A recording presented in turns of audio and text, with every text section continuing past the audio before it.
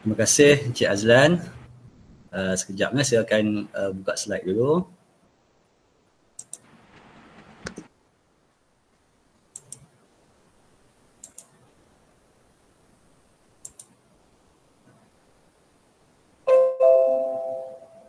Okey, nampak ya? Encik Lan? Nampak Dr. Ya, nampak ya? Okey. Jadi nanti kalau ada apa-apa nanti bagi tahu saya sebab saya nampak hanya slide saya saja ya. Okey. Bismillahirrahmanirrahim. Alhamdulillahillazi hadana lihaza wa ma kunna linahtaliha laula an hadana Allah. Asyhadu an la ilaha illallah wahdahu la syarikalah wa asyhadu anna sayyidana Muhammadan abduhu wa rasuluh. Allahumma shalli wa sallim wa barik ala sayyidina Muhammad wa ala alihi wa ashabihi wa man ihtada bihadihi ila yaumiddin, amma ba'd. Terima kasih Encik Azlan Abdul Rahman selaku moderator pada petang ini, juga kepada Jawatankuasa IID diketuai oleh Dr. Farina. Yang saya alulukan timbalan-timbalan rektor, timbalan pendaftar dan semua ahli Jawatankuasa Eksekutif, ketua pusat pengajian, semua ketua-ketua bahagian, ketua-ketua unit, dan yang saya kasihi sekalian, tuan-tuan dan puan-puan yang hadir mengikuti webinar pada petang ini. Assalamualaikum warahmatullahi wabarakatuh dan salam sejahtera. Waalaikumsalam warahmatullahi wabarakatuh. Alhamdulillah, syukur kepada Allah Subhanahu Wa Taala kerana dengan berkat dan limpah kurnianya serta nikmat kesihatan dan kelapangan masa kepada kita semua, maka insya-Allah pada petang yang berbahagia ini saya akan berkongsi topik yang diberikan saya pada petang ini, iaitu satu pasukan satu hati. Jadi bila asalnya dulu Dr. Farina hubungi saya untuk share experience berkaitan tajuk ini, saya kata payah ni sebab saya ni bukan kaunselor ataupun pakar motivasi. Jadi takut jugalah kalau objektif webinar ini tak capai untuk tajuk satu pasukan satu hati ni. Jadi bila Dr. Farina kata boleh share lah waktu experience jadi direktor dulu pun, so saya kata tak apalah, saya cubalah saya bersetuju. Jadi bila dah bersetuju tu, saya duk terfikirlah apa yang nak cerita ni dengan tajuk satu pasukan satu hati ni Dan bila Dr. Farina kata ada rektor dan seorang penceramah jemputan apa tadi, Encik Azki pun terlibat pada sesi pagi. Jadi saya rasa okeylah sikit dengan harapan rektor dan pakar motivasi dah cover banyaklah pada pagi tadi Jadi pada sesi petang ni saya mungkin nak menambah-nambahlah daripada apa yang kita dengar daripada pagi tadi, sesi pagi tadi, iaitu daripada rektor dan daripada Encik Azki Jadi mungkin saya akan relatekan dengan konteks di UiTM. Jadi saya tak akan explain istilah teamwork ini dari aspek definisi, elemen-elemen dan teori-teori Jadi kita tak maulah akademik sangat, dan saya percaya tuan-tuan perempuan sekalian lebih memahami konsep pasukan ni sebab tuan-tuan perempuan dah melalui proses tersebut. Dan jadi pada petang yang berbahagia ini, mata pun kita pun cepat mengantuk, maka saya pun sediakanlah sedikit slide lah. Boleh juga tuan-tuan tengok dan insya-Allah saya juga sediakan satu video untuk saya share dengan tuan-tuan dan perempuan. Jadi itu pun Dr. Farina suruh saya cerita sikitlah pasal pengalaman saya. Pengalaman saya pun tak banyak sepanjang saya berkhidmat di UiTM Kedah ini bermula tahun 2002. So lebih kurang 19 tahun saya masuk tahun 2002. Kemudian tahun 2004 saya pegang jawatan koordinator perhubungan korporat dan antarabangsa, dan dalam masa yang sama juga saya pegang pos pegawai perhubungan industri. Sebab waktu tu PJI tak ditubuhkan lagi di peringkat induk masih dalam merangkau untuk menubuhkan PJI. Jadi saya mewakililah UiTM untuk kerja-kerja PJI. Kemudian tahun 2007 saya sambung PhD. Tahun 2011 masuk kerja balik. Kemudian pegang jawatan KPP pengurusan maklumat selama 3 bulan. So tak sempat nak ambil experience dalam tadbir urus akademiknya dalam masa 3 bulan tu. Tahun 2012 saya pegang jawatan Timbalan Rektor HCP selama setahun 8 bulan. Itu pun tak cukup term ya. Dan selepas itu Prof Dr Haidar dipanggil pulang ke Shah Alam sebagai penasihat undang-undang. Dan waktu tu saya dah fikirlah cukuplah satu term untuk tirai HCP ni ya. Nak fokus pula kepada aktiviti akademik pula ya. Dan pada waktu itu seingat saya warga UiTM Kedah, kita duk tunggu siapa rektor daripada Shah Alam sebab kebiasaannya rektor ni daripada Shah Alam ya. So dengar nama macam-macam. Okay. Tak silap saya ada lebih kurang 10 orang lah nama yang disebut untuk datang ke Kedah ni ya. Semua orang Shah Alam. Jadi sampailah pada suatu hari itu saya masih ingat lagi bulan Ramadan dapat panggilan dari pegawai khas VC. Waktu tu VC kita Tan Sri Sahul Hamid. Waktu tu tengah hari ya. Saya nak pergi ambil anak saya kat sekolah.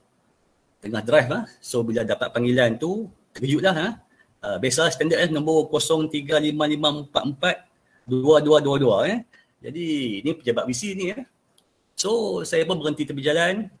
Kemudian pegawai khas ni pun kata VC nak bercakap dengan saya. Tapi di hujung talian tu saya masih duduk dengar lah suara Tan Sri ni. Dia duduk bercakap dengan orang lain. Jadi maksudnya pegawai khas ni duduk dalam satu office lah dengan VC. Waktu tu saya dah start gemuruh lah. Dalam otak saya ni duk fikir mesti ada case student ni buat laporan terus ke VC. Sebabnya saya ingat saya seminggu sebelum tu ada satu case parent ni report ke VC lah. Tapi case tu dah settle. Case student ni bagi info yang salah lah. So tunggu-tunggu lepas 5 minit tu VC pun bercakap. Dia kata, biasalah dia tanya khabar saya, tanya pada student UiTM. So saya pun explain lah macam biasa. Tapi dalam hati saya ni masih tak tenteram. Duk fikir apa sebenarnya VC core ni ya. Kemudian keluarlah satu kalimat, satu statement. Dia kata, I nak lantik you jadi rektor Kedah. Boleh tak? Jadi bila kita tak tenteram ni ya, sebab bila kita fokus ke benda lain, apa yang orang cakap ni kita tak fokus. Jadi saya minta Tan Sri ulang balik. So dia cakaplah kali kedua, I nak lantik you jadi rektor Kedah, mau tak? Jadi bila saya dah faham tu, saya gelak. Saya bantai gelak. Lepas tu dia sengap, saya pun sengap. Lebih kurang pos dalam 5 saat lah sama-sama sengap ya. Kemudian saya tanya, Tan Sri ni melawak ke ya? Saya kata, I tak melawak kata. I nak orang muda jadi rektor. You pun dah lama kat Kedah dia kata. So saya beritahu, tapi Tan Sri saya ni tak ada experience dalam pentadbiran ni. Dia kata tak apa, you belajar. Tak faham, you tanya I. You pun boleh refer kat Haidar dia kata. So dalam hati saya tu nak minta kat dia lah ya, untuk saya nak fikir dulu lah. Tapi cara Tan Sri cakap tu macam serius lah. So kalau saya minta masa ni nampak macam saya ni macam nak demand untuk nak fikir, nak kaji lah pelbagai lah. So saya kata tak apa Tan Sri, saya cuba. So dia kata okey, dia kata next week you my chancellery ambil surat. Lepas habis cakap dengan dia pun saya duduk tenung sorang-sorang ya. Jadi apalah nak jadi kat aku ni kata. Terlupa nak ambil anak saya kat sekolah tu So itulah ceritanya. Jadi selama seminggu sebelum pi ke chancellery tu, okay, saya jadi macam orang tak betul lah ya. Siapa pun saya tak beritahu waktu tu. Jadi waktu tu baru saya tahu betul lah orang tua-tua kata mandi tak basah, tidur tak lena. Jadi itulah yang saya hadapi waktu tu. Waktu tu saya duk fikir balik, kesian lah kat warga Kedah ni dapat aku jadi rektor ya. Apalah aku nak buat. Ya? Ilmu skill company, ilmu resource management pun tak ada, ilmu admin pun tak ada. Then saya cari lah, saya ingat saya cari satu buku lah, buku dekat PSB lah, buku berkaitan dengan leadership. Jadi lagi baca lagi tak faham, macam-macam teori lah. And then saya niat dalam hati lah, saya mohon doa ke Allah supaya pemudahkan urusan. Okay? Last kali itulah jalan terbaik. Waktu tu umur saya 37 tahun, tahun 2013 dengan tiada pengalaman langsung waktu tu. Dan bermula saat itulah saya mula belajar untuk menjadi ketua, okay, ataupun ketua pasukan.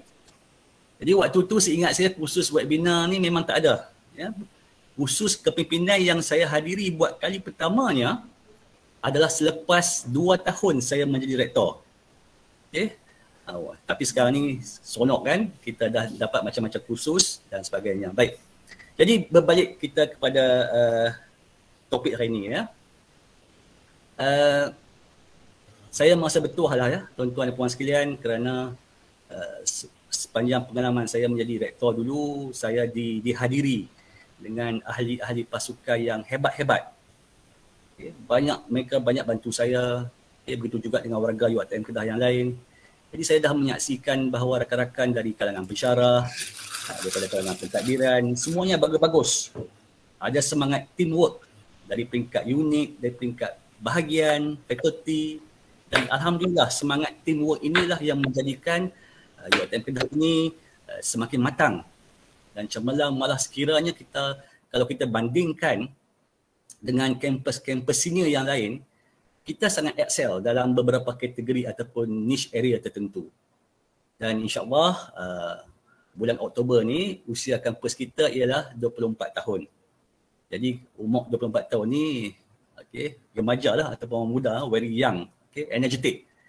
Dan kita bersyukur di UiTM Kedah ini di awal penubuhannya pada tahun 1997 kita sudah diasaskan dengan sistem pentadbiran, prosedur, akta UiTM daripada UiTM Induk. Jadi sistem governance itu sudah kita amalkan dengan baik.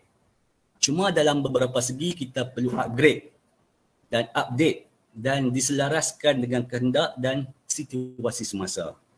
Jadi JKE ataupun Jawatan Kuasa Eksekutif yang wujud dari tahun 1997 sampailah ke hari ini sudah membawa UiTM Kedah ini dengan cemerlang. Jadi apabila kita lihat konsep JKE itu sendiri, dalam tu ketuanya ataupun rektor, tuan rektor tak berseorangan. Beliau dibantu oleh timbalan-timbalan rektor, timbalan pendaftar, bendahari, ketua perpustakaan, engineer dan sebagainya. So ini merupakan teras pasukan yang ada. Dan kemudian pula mereka ini dibentuk, di bawah mereka dibentuk oleh sub-teamwork yang diwakili oleh bahagian-bahagian, seterusnya dipecahkan lagi menjadi unit-unit, terus ke fakulti dan sebagainya. Dan inilah yang kita panggil sebagai satu pasukan, satu hati. Kenapa satu hati? Sebab kita semua di UiTM ini, semua bahagian, semua unit mempunyai visi, mempunyai objektif dan misi yang sama. Jadi setiap bahagian dan unit membentuk misi dan objektif yang diselaraskan dengan misi dan objektif induk. Diselenggarakan oleh unit kualiti. Jadi secara dasarnya governance kita sudah satu pasukan satu hati. Yang mungkin tidak satu hati ialah mungkin sifat-sifat dan karakter di dalam pasukan kita, iaitu ahli-ahli pasukan kita. Jadi dalam perkongsian maklumat saya pada hari ini ketua pasukan yang saya maksudkan ni dia meliputi semualah ya. Kita ada ramai pasukan-pasukan yang ada di UiTM ini, unit-unit, bahagian, fakulti dan sebagainya ya. Membentuk satu pasukan yang teras. Dan tuan-tuan perempuan sekalian, saya ingin memetiklah ya beberapa pantun Melayu nak menggambarkan bahawa budaya kerja berpasukan sebagai satu budaya kerja berpasukan yang sekaligus menjadi satu identiti dan warisan kehidupan kita.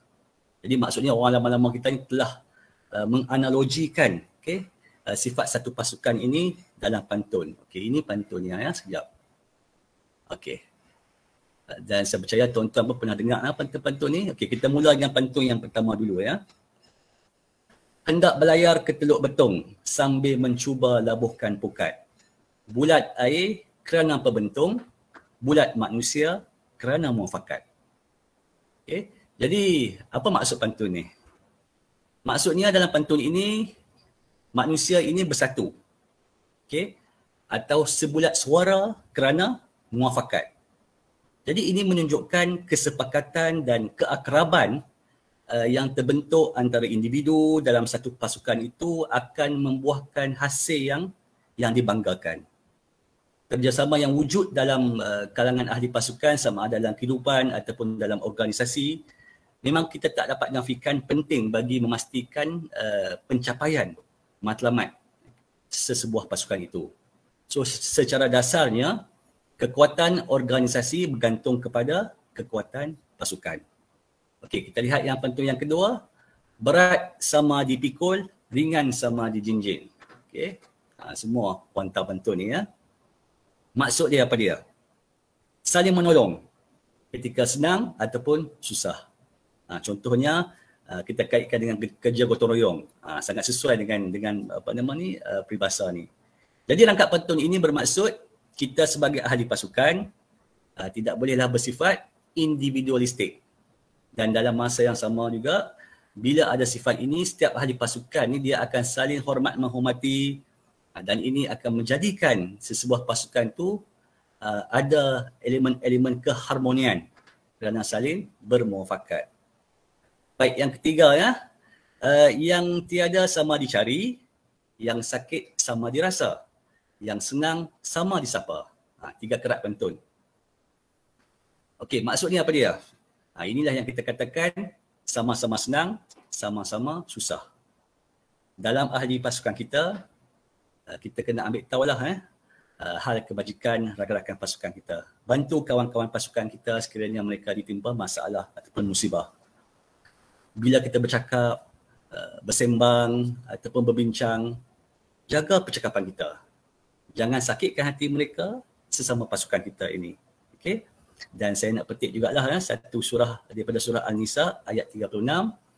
Dan berbuat baiklah kepada kedua ibu bapa, kaum kerabat, anak-anak yatim, orang miskin, tetangga dekat dan jauh, teman sejawat dan orang yang berjihad. Disebut teman sejawat tu maksudnya rakan pasukan kita. Okey. Seterusnya, sikit lagi tambah lagi, ada 3 peribahasa ya. Ke bukit sama mendaki, ke lurah sama menuruni. Okey, ini bermaksud dalam pasukan kita kena ada elemen persahabatan yang kuat, yang akrab ataupun yang sepakat. Okey, maksudnya seia, sekata, sehati, sejiwa. Jadi dalam pasukan ni bila timbul masalah, sama-sama kita tanggung dan sama-sama kita settle. Kena bersatu hati. Berkongsi misi dan objektif yang sama. Seterusnya pantun 5 kerat, panjang sikit. Sama menghayun, sama melangkah, jika kabar baik diberitahu, jika kabar buruk serentak didengari, jika jauh ingat mengingati, jika dekat temu menemui. Okey, maksudnya dalam pasukan kita kena ada sifat perpaduan. Okey, apa yang dimaksudkan dengan perpaduan tu? Maksudnya setiap ahli kita ni kena selalu berkomunikasi. Bila ada sifat ataupun elemen komunikasi yang baik, maksudnya ingat mengingati ni, maka akan ada ikatan yang kuat dari segi tenaga, dari segi fikiran dan cita-cita. Dan inilah yang kita katakan sebagai kesepakatan. Okay? Seperti yang diterangkan pagi tadi oleh Encik Azki. Ya. Dan akhirnya satu lagi, peribahasa dapat sama laba, hilang sama rugi. Maksudnya kita berkongsi gembira, kita berkongsi kedukaan dan sama-sama kita memahami hati budi masing-masing. Okey. Sebelah tu ada lagi 2 kerat pantun ya, yang berkaitan dengan satu pasukan satu hati ni ya. Jadi saya nak minta lah tuan-tuan, puan-puan sekiranya nak cuba. Yang nombor 1 tu dia start dengan perkataan bagai. Siapa nak cuba? Bagai apa dia? Sambung ayat tu, ayat pantun ni ataupun ayat peribahasa ni. Siapa tahu? Siapa nak cuba? Bagai aur dengan tebing. Ya, betul. Bagai aur dengan tebing. Sama juga maksud satu pasukan ni. Okay? Hubungan yang rapat antara satu sama lain dan saling bantu membantu. Yang kedua, nak dengan cuba hati. Siapa hati dia nak nyamuk try? sama dilapah. Betul tapi dia kurang tepat. Okey. Betul tu. Dilapah tu dah betul dah ya. Ada siapa nak cuba lagi? Tak apa. Tak ada ya? Hati gajah sama dilapah, hati kuman sama dicecah. Itu maksudnya. Tu ada orang dah jawab tak silap saya. Okey. Maksudnya bila sama-sama senang dan berjaya, sama-sama kita kongsi. Jadi Sidang hadirin sekalian, itulah pengenalan kepada ceramah saya pada petang ini. Dan sekarang ni kita masuk kepada bahagian kedua. Okey, untuk bahagian kedua ni, tuan-tuan dan puan sekalian, saya sudah sediakan satu video.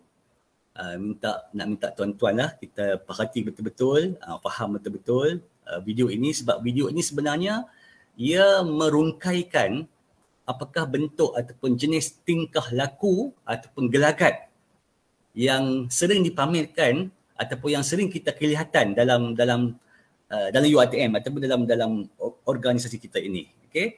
Jadi tuan-tuan puan fahamkan dulu watak-watak yang berada dalam video ni. Okey, kalau nak kita ulang sekali lagi, 2 kali pun tak apa ya. Selepas itu saya akan terangkanlah ya setiap watak-watak tersebut. Jadi nak minta siapa yang nanti? Cik Azlan ke? Ya doktor, saya akan share. Okey, baik. Sekejap ya doktor ya. Okey. So saya nak tutup dulu ke saya punya? Tak payah doktor. Okey, baik.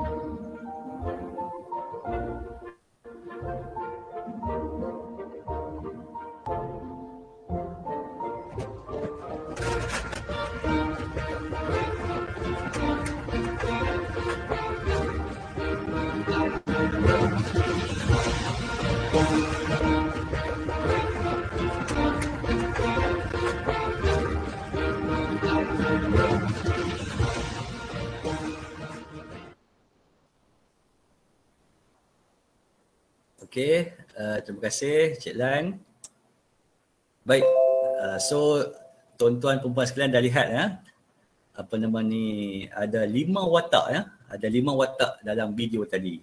Okey, so slide saya yang seterusnya ialah menerangkanlah. Okey, kita cuba kupas, kita cuba kaji balik apakah explanation untuk watak-watak yang tadi tu ya. Okey, yang pertama sekali. Okey, ini watak yang pertama, kalau tuan-tuan perasan, ini watak yang pertama sekali. Okey. Inilah seorang ketua ya yang mengetuai hala tuju organisasi. Okey. Jadi tuan-tuan dan puan sekalian, yang menjadi ketua ni, ketua pasukan, apa pun ketua keluarga pun ya, kita kena tahu apakah misi dan objektif masing-masing.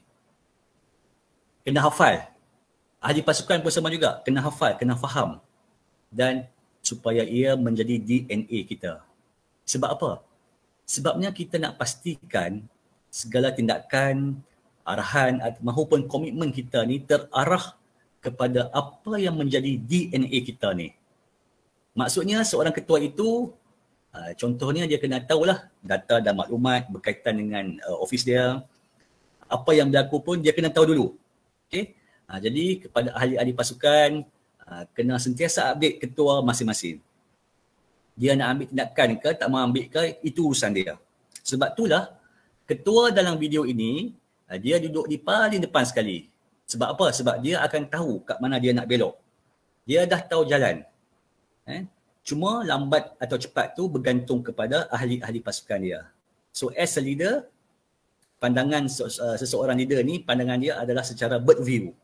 Okay? Atau pasal dia jadi burung ni, kita nampak ke semuanya? Bird view. So ketua ni dia nampak sekeliling. Dia akan nampak yang mana kurang, yang mana lebih, yang mana ada masalah, yang mana ada potensi. Semua dia tahu. Contohnya macam tuan rektor kita. Dia duduk secara bird view tu, dia nampak semua sekali bahagian-bahagian, unit-unit yang di bawah dia. So dia tahu semuanya. Cuma dia tak boleh nak confirm yang dia nampak tu sahih ataupun tak sahih. Jadi seseorang ketua itu dia harus ada good communication skill lah ya, ataupun budi bicara yang baik. Jadi bagi ahli pasukan pula, kita ataupun inilah ya, ahli-ahli pasukan yang lain, kita mempunyai pandangan secara bentuk worm view. Okey, kita nampak kat bawah ya. Okey, kita tengok atas secara worm ya. Kita keluar di tanah, kita nampak apa yang di sekeliling kita sahaja. Okey. Kita hanya fokus kat tanggungjawab kita dan sentiasa ikut arahan ketua. Jadi kena ada komunikasi yang baik dengan ketua. InsyaAllah dia akan jadi sangat efektif. Okey, statement yang kedua kat sini, dia sangat committed dengan tugas, bertanggungjawab dan berdedikasi. So tuan-tuan tengoklah perempuan sekalian, saya masukkan di antara nilai-nilai atau value yang perlu ada, committed, bertanggungjawab dan berdedikasi ya. Kadang-kadang kita buat penulisan ke apa ke, kita mesti committed, kita mesti bertanggungjawab, kita mesti berdedikasi. Tapi kita faham tak apa yang dimaksud dengan committed tu? Apa dia bertanggungjawab tu? Apa dia berdedikasi tu? Nampak macam sama tapi dia tak serupa. Okey, saya pecahkan satu persatu. Kita start dengan committed dulu ya. Committed. Okey, apa dia committed ni? Jadi committed ni, kalau kita kata kita ni committed ya, committed ini bukan sahaja perlu ada pada ketua, malah kepada semua ahli-ahli kita, ahli pasukan. Sebelum berlakunya committed ni, kita kena, yang pertama sekali ya, kita kena menetapkan sasaran dan matlamat yang ingin kita capai. Okey. Contohnya pensyarah. Tahun ni aku nak ada 2 scopus untuk paper scopus. 1 research. Contohnya kita kena ada sasaran ya. Begitu juga dengan rakan-rakan di pentadbiran, mesti kena ada sasaran. Jadi committed ini bermaksud kita bagi komitmen yang sepenuhnya untuk capai sasaran dan matlamat. Okey. Apakah ciri-ciri yang perlu ada pada komitmen ni? Yang pertama, kena ada fokus. Bila ada fokus, maka segala tindakan dan perlakuan kita itu akan terarah kepada apa yang kita nak sasarkan. Lawan kepada komitmen ni apa dia? Sambil lewa. Contoh sambil lewa ni, kita tangguhkan kerja, kita kata tak apalah, lambat-lambat pun tak apa kan. Macam itulah. Ataupun kita lambatkan, kita tangguhkan kerja yang banyak ya. Ataupun kita buat kerja lain yang tak ada kena mengena pun dengan bidang tugas kita. Maksudnya itu lawan kepada committed. Okey, maksud bertanggungjawab. Yang kedua ni tanggungjawab ya. Ketua dan ahli pasukan tidak akan lari daripada melakukan kesalahan. Okey, kita ni tak perfect ya. Tanggungjawab ni bermaksud kena berani ambil risiko dari tugas yang kita buat tu. Apa yang kita cuba sasarkan, apa yang kita buat tu, sekiranya ada risiko, kita kena berani ambil. Dalam masa yang sama, kita kena berani untuk dipersalahkan. Dan berani juga kita menanggung apa jua cabaran dan rintangan. Kalau bos marah tu, biasalah ya. Jangan ambil hati. Okey? Selagi kita rasa kita dah bertanggungjawab, cukup. Itu syaratnya. Baik, itu yang kedua. Yang ketiga, berdedikasi. Okey, apa maksud dedikasi ni? So dedikasi ni dia merujuk kepada keadaan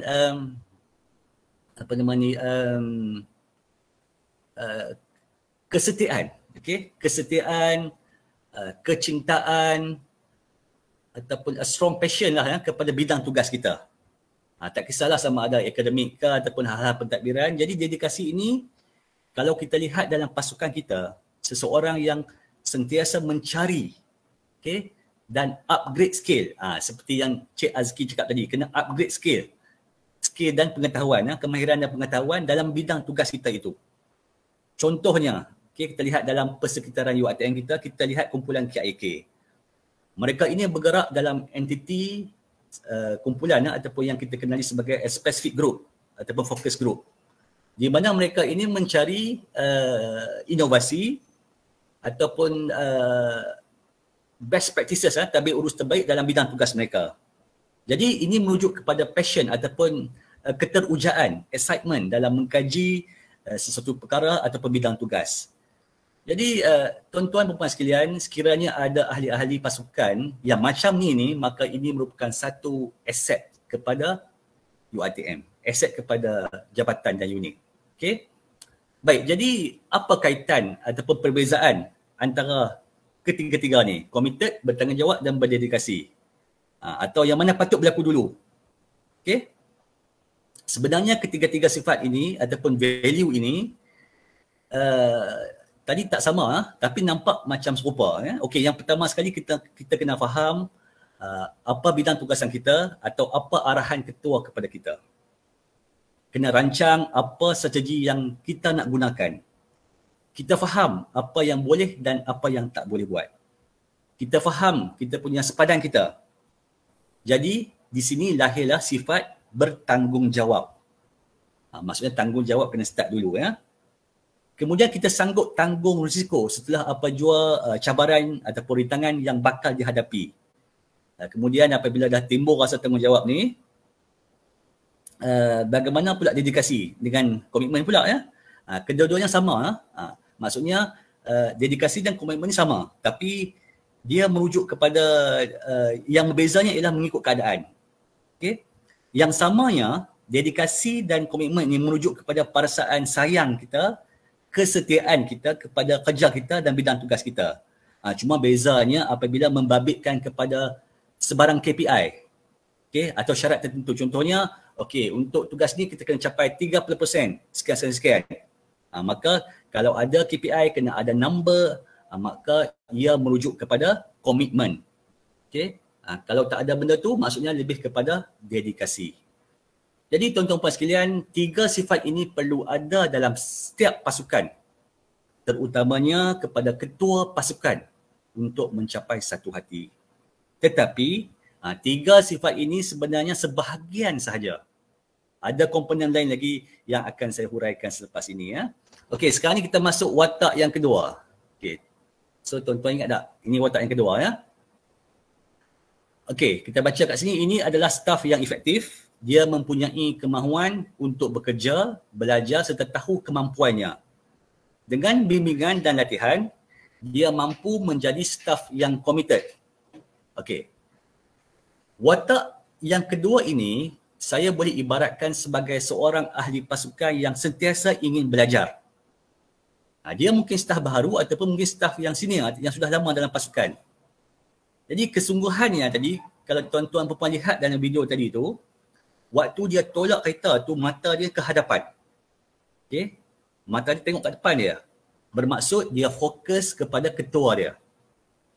Langkahnya pun sama juga macam ketua. Seiring ya.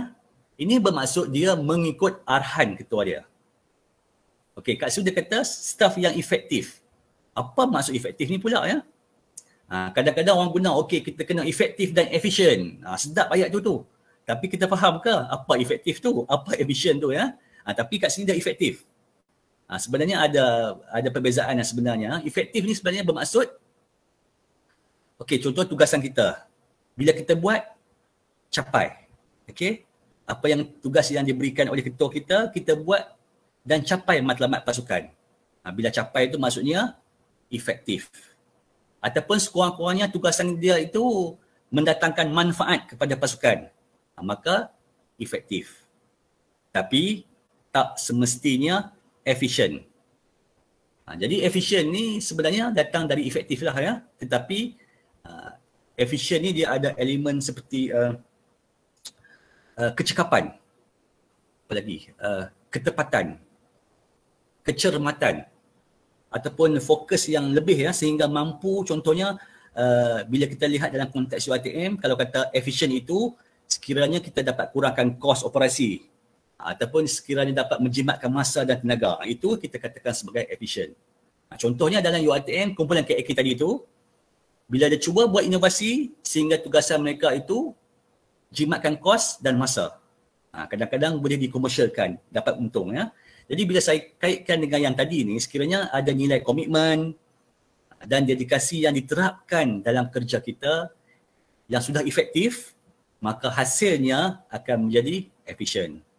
Itu yang boleh saya explain untuk watak yang kedua ini. Okey, kita lihat pula watak yang ketiga. Okey. Ini watak ketiga. Ini contoh staf yang kurang efektif. Yang nombor 2 tadi tu efektif ya. Yang nombor 3 ni tak efektif.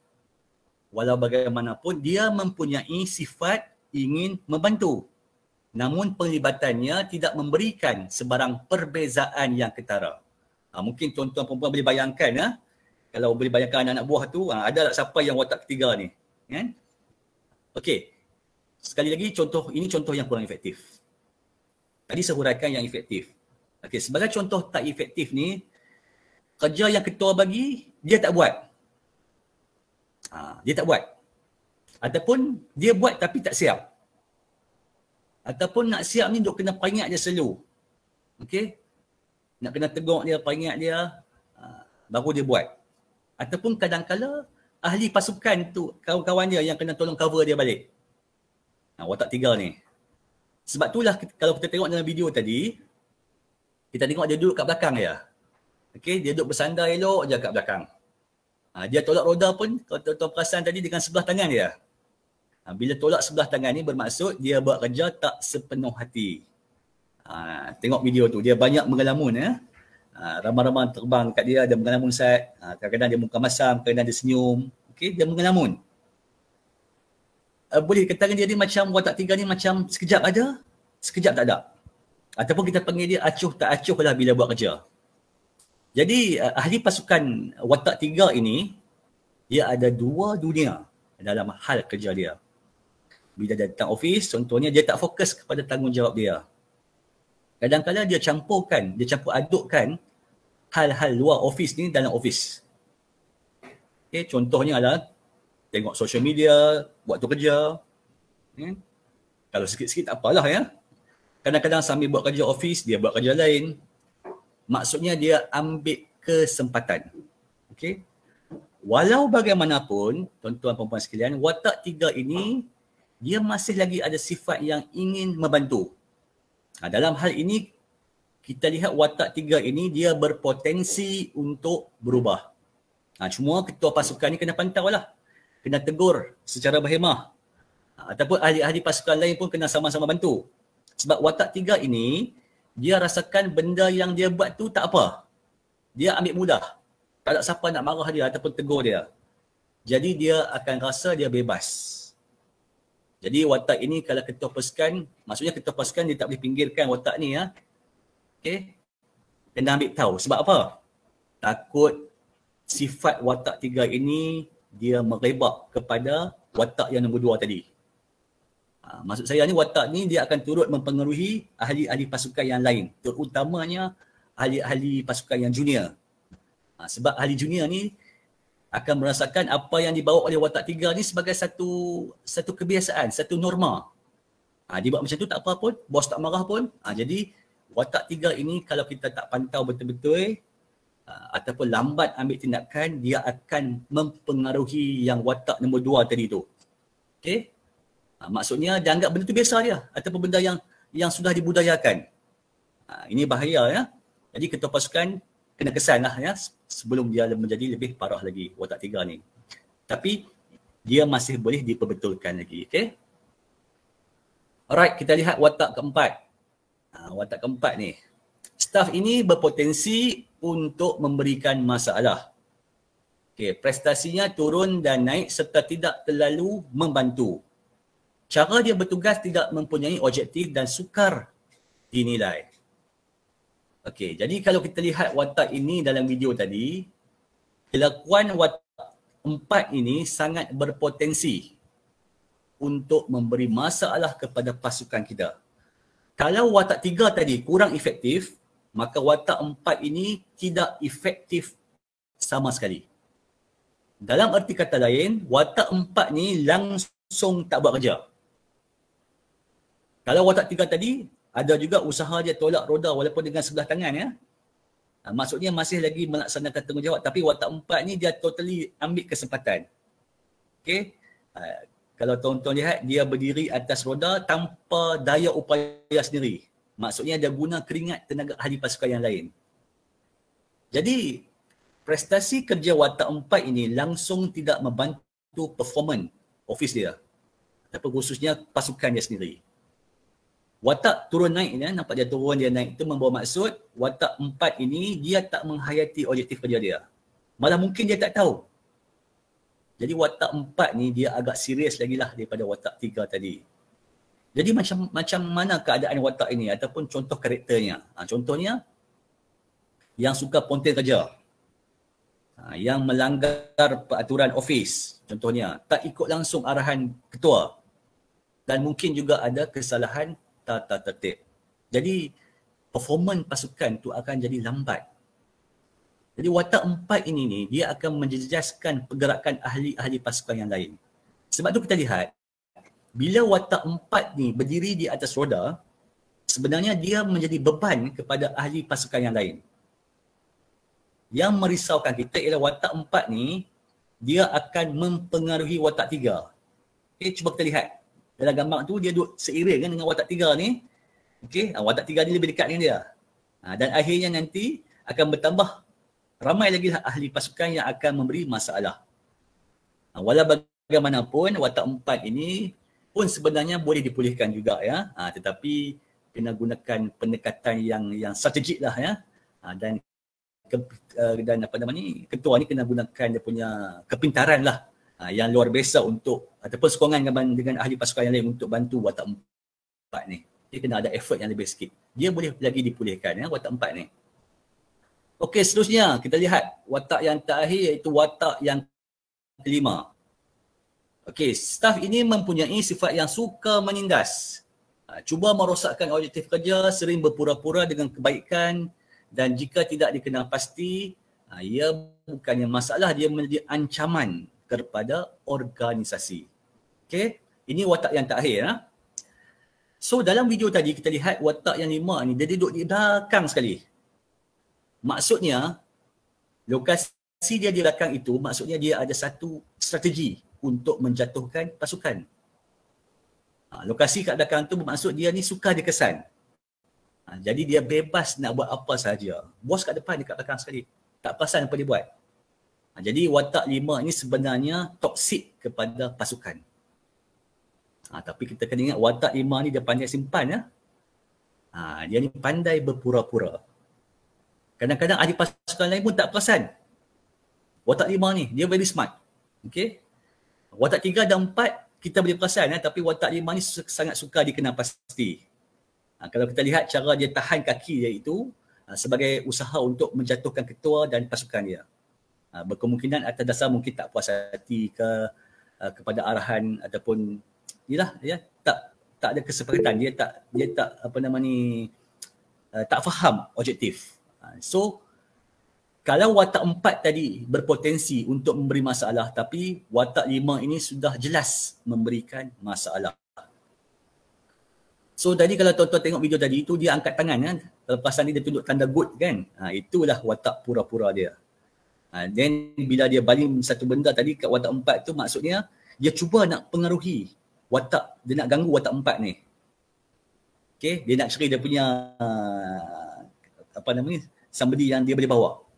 Yang paling dekat dengan dia watak 4. Dan akhirnya watak 4 ni pun kalau tak dipulihkan ataupun tak dikenal pasti pun akan menjadi watak yang 5. Sebab watak 5 ni dia smart. Okey. Dia tak ganggu pun watak 3 atau watak 2. Sebab dia rasa watak 3 dan 2 tu susah sikit. Okey. Jadi yang dekat dengan dia, yang dia rasa berpotensi untuk ikut dia adalah watak 4. Dan kadang-kadang watak 4 ni lah yang dipersalahkan. Okey, padahal watak 5 tu yang buat, tapi yang dipersalahkan yang watak 4 ni. Sebab apa? Sebab watak 5 tu dia smart. Saya ingat satu peribahasa lupa dah. Lempar batu, sembunyi tangan. Sangat sesuai dengan watak nombor 5 ni. So tuan-tuan perempuan sekalian, watak 5 ini merupakan satu ancaman yang besar kepada pasukan kita. Okey, seterusnya kita lihat satu lagi. Nampak tak? Tuan-tuan perasan ya? Satu tim yang tengah berlari ni, tiba-tiba ada overtake geng tadi ni ya. Ini kita namakan sebagai satu pasukan satu hati. Cuba kita lihat daripada pakaian yang sama, langkah yang sama, menunjukkan mereka ini sentiasa sepakat, sentiasa memahami dan menjiwai objektif dan misi yang sama. Okey. Bergerak di hadapan, kita lihat ya, ada 3 orang bergerak di hadapan. Ini menunjukkan strategi yang mereka gunakan ni sangat efektif. Okey, untuk maju dengan lebih laju lagi ke depan. Itu strategi mereka. Kalau kita compare dengan yang grup yang tadi tu ya. Jadi dalam pasukan kerja, selain daripada kita membudayakan apa yang telah dipertanggungjawabkan, seorang ketua ni dia kena mempunyai satu resepi ataupun satu strategi yang boleh digunakan ni untuk memacu pasukan dia. Dia boleh try lah, tak kisah apa guna strategi kan. Kita tak pasti sama ada strategi kita itu okey tak okey, tapi tak salah. Kita nak try, cuba. Tak berjaya, cuba lagi. So dalam governance pun, hanya memperuntukkan peraturan dan kaedah, tetapi strategi itu adalah mengikut kepada kebijaksanaan ketua dan dibantu oleh sifat dedikasi dan komited oleh ahli pasukan. Kadang-kadang kita lihat ketua pasukan yang sangat bervisi ni ada idea, ada strategi, tapi akhirnya disebabkan oleh ahli pasukan yang tak support ataupun mempunyai karakter watak 3, 4, 5 tadi, maka tak ada apa. Jadi macam biasa balik ya. Okey, seterusnya kita lihat nampak tak? Okey, slide ni tunjukkan di paling terkejut ya. Terkejut.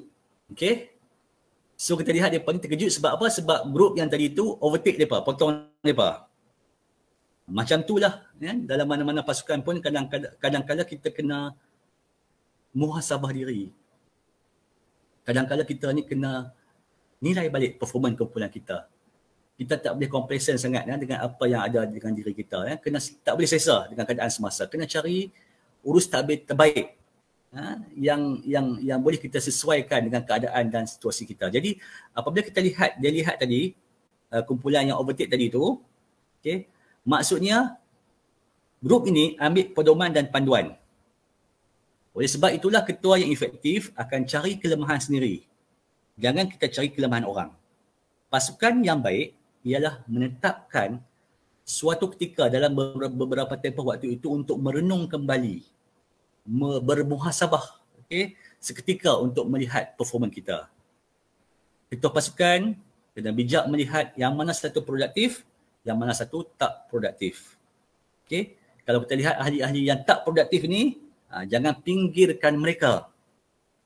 Cari strategi untuk asuh mereka ini kembali ya.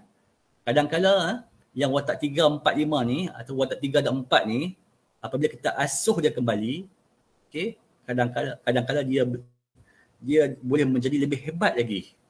Okey, daripada watak yang nombor 1 tu, watak yang nombor 2 tu. Maksudnya dalam pasukan kita ni, di samping kita melihat diri sendiri, kita kena juga melihat ahli pasukan yang lain.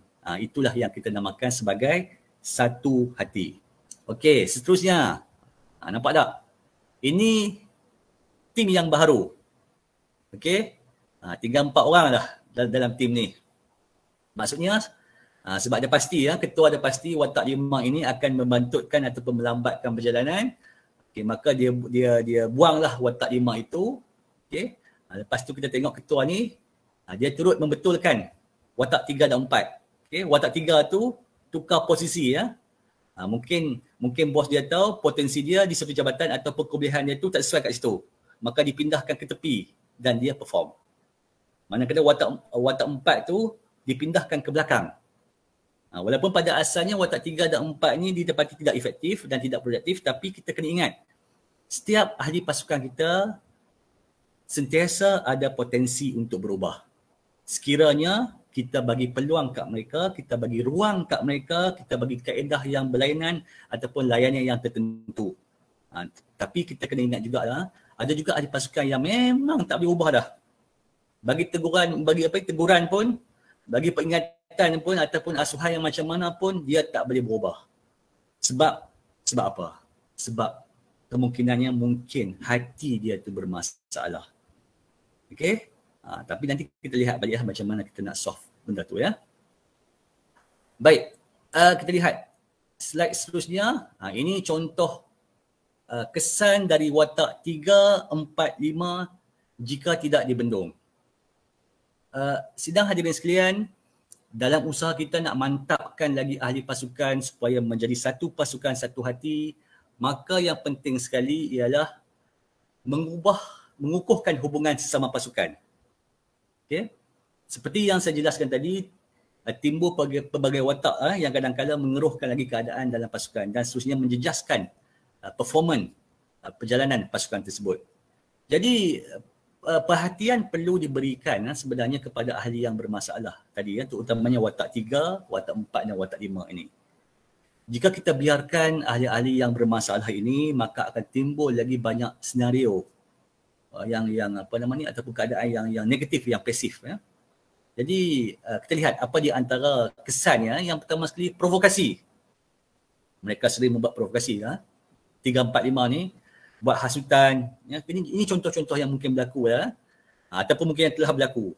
Okey, tidak produktif, anti-social, buat surat layang, kemudian masalah ketidakhadiran kerja ataupun ponten kerja, kehadiran lewat, kesalahan jenayah, engkar arahan, apalagi prestasi kerja tak memuaskan, masalah tata tertib, berlaku aktiviti membuli ya. Mungkin contohnya di kalangan staf yang senior ataupun pegawai atasan kepada yang junior. Contoh ya. Tekanan emosi contohnya. Kegelisahan ataupun kemurungan. Dan sometimes mungkin penyakit mental. Itu kalau dah teruk lah. So ini maksud dia ya. Kemudian apa lagi? Luahan perasaan. Kalau tuan-tuan pun ingat tadi, luahan perasaan melalui social media. Ini Encik Azki tadi sebut ya. Luahkan perasaan. Jadi semua orang tahu. Itu bahayanya, kesannya. Kemudian apa lagi? Memohon pertukaran tempat kerja. Jadi bagi office yang banyak cawangan macam kita UiTM ni, maksudnya dia akan berpeluang, dia akan mencuba untuk tukar ke tempat yang lain ataupun mungkin berhenti kerja. Okay. Dan seterusnya melepaklah ketika waktu bekerja. Okey. Cik Azlan? Okey ke? Rakan-rakan sekalian? Okey je doktor, nampak slide. Slide nampak tak? Okey ya? Okey. Alright. Seterusnya, slide ke-13. Kenapa berlaku? Ada dua faktor yang berlaku keadaan yang tadi tu. Faktor dalaman dan faktor luaran. Okey, kita lihat apa dia faktor dalaman ni. Faktor dalaman ni bermaksud personality ahli itu sendiri. Okey, ada masalah kat situ. Persepsi ahli terhadap organisasi. Maksudnya persepsi yang tu dia tak boleh nak ngam dengan kerja bos dia ataupun dengan matlamat bos, matlamat organisasi. Dia tak boleh, dia ada persepsi yang lain. Dia faham kod lain. Okey. Kemudian ada tekanan dan bebanan kerja. Banyak sangat kerja kat dia. So dia tertekan dengan bebanan kerja ni. Persekitaran dan budaya di tempat kerja lah ya. Contohnya mungkin aspek persekitaran ruang kerja yang tak selesa ke ataupun kurang peralatan ke. Itu masuk dalam persekitaran ya. Corak kepimpinan. Itu masalah juga. Corak, apakah corak yang digunakan oleh pemimpin ya. Komunikasi kurang berkesan. Tahap spiritual yang lemah ya. Sikap kerjasama yang terhakis. Mungkin akibat daripada pengaruh rakan-rakan sebaya. Okey. dia ada peluang kenaikan pangkat. Ini pun juga merupakan satu faktor dalaman ya, dan sikap pilih kasih. Jadi ketua ni yang mengamalkan sikap pilih kasih ni antara sesama pekerja, kadang-kadang boleh menyebabkan ketidakadilan lah ya kepada setengah ahli pasukan dia ya, yang menyebabkan ahli pasukan ni dia akan merasa hilang kepercayaan ataupun dia merasakan dia tidak dihargai. Okey. Faktor luaran. Okey, faktor luaran ni maksudnya masalah keluarga, rumah tangga. Contohnya perceraian. Okey, ataupun tidak bahagia, hubungannya longgar, kurang perhatian. Jadi keadaan ini akan jadi lebih parah lagi lah dan serius sekiranya kes-kes susulan tak diambil. Yang seterusnya masalah kewangan. Tadi Cik Azki bersebut masalah kewangan pun merupakan satu faktor kepada berlakunya masalah tadi ya. Penyakit fizikal. Sakit fizikal. Sakit apa, kecil manis ke, darah tinggi ke yang melibatkan fizikal ya. Itu pun merupakan faktor luaran juga. Dan penyakit bukan fizikal. Penyakit bukan fizikal ni penyakit, orang kata penyakit liah, penyakit halus dan sebagainya yang sukar diubati. Itu pun juga merupakan satu faktor luaran. Okey, seterusnya. Sekarang kita lihat ketua pasukan. Peranan ketua pasukan. Apa ketua pasukan nak kena buat? Okey. Macam bos kita kata tadi, rektor kata ketua pasukan ni tak semestinya menjadi ketua di office ya. Dia turut menjadi ketua di rumah. Jadi ketua pasukan ni sebenarnya semualah ya. Okey, yang pertama sekali ketua pasukan ni selaku individu yang mempunyai tanggungjawab ni, dia kena faham ataupun memahami ada dua unsur dalam diri ahli pasukan dia. Yang pertama sekali unsur kemanusiaan. Unsur kemanusiaan ni dia melibatkan hal-hal personality ataupun tingkah laku semula jadi ataupun perkara ataupun masalah peribadi yang tidak berkait dengan tugas di organisasi. Itu yang dimaksudkan dengan unsur kemanusiaan. Maksudnya masalah dalam diri dia sendiri ya. Yang kedua unsur tanggungjawab. Unsur tanggungjawab ini pula melibatkan kefahaman ataupun pengendalian proses aliran kerja dalam sesuatu profession atau jawatan yang memberikan kesan kepada organisasi. Dan jika kedua-dua unsur ini dia sangat berkait rapat dan saling mempengaruhi gelagat ataupun watak ahli pasukan. Dan setiap pasukan, ketua pasukan ni dia kena ada kemahiran, kena selalu make sure dia ada at least satu ataupun dua ataupun semuanya. Contohnya kalau saya beri contoh kat sini, dia kena ada kemahiran komunikasi, kemahiran psikologi, kemahiran memudah cara, kemahiran mempengaruhi. Okay? Kemudian mengurus konflik, kena ada kemahiran memberi motivasi, kemahiran menyelesaikan masalah dan juga kemahiran analitikal dan kritikal. Okay? Kita kena upgrade lah kemahiran kita ni, especially ketua pasukan. Dan seterusnya dia pun kena juga mempelajari jugalah counselling dan psikologi. Jadi perhatian ataupun pengetahuan mengenai counselling ni dan psikologi ni pun sangat membantu ketua dalam menangani ahli-ahli yang bermasalah. Okey. Alright, kita tengok yang seterusnya proses. Macam mana kita nak mendepani mereka ini? Bagaimana kita proses nak berhadapan, okey, dengan watak 3, 4 dan 5 ini. Okey. Yang pertama sekali kita namakan sebagai proses interaksi. Contohnya tadi kalau kita dah dapat kenal pasti mereka ini 3, 4, 5 ni, jadi kena panggil dia apa dan apa yang kita nak buat. Yang pertamanya ialah proses interaksi. Okey. Bermulanya proses interaksi ini ialah kita kena adakan perbincangan tertutup yang bersemuka lah ya. Kita face to face dengan dia tanpa melibatkan individu yang lain. Okey. Itu kaedah dia. Jadi melalui proses interaksi ini, ketua pasukan ni kena bijaklah mencari apakah punca-punca utama kepada berlakunya masalah kepada watak 3, 4, 5 ni. Okey. Kena kaji balik masalah mereka ini. Cuba kita sebagai ketua pasukan duduk dalam keadaan mereka. Okey. So bila kita duduk dalam keadaan mereka, kita selami masalah mereka, so kita tahulah apa sebenarnya masalah mereka ini. Jadi interaksi ni pun kena berlaku dalam keadaan yang mesra, tanpa ada langsung paksaan.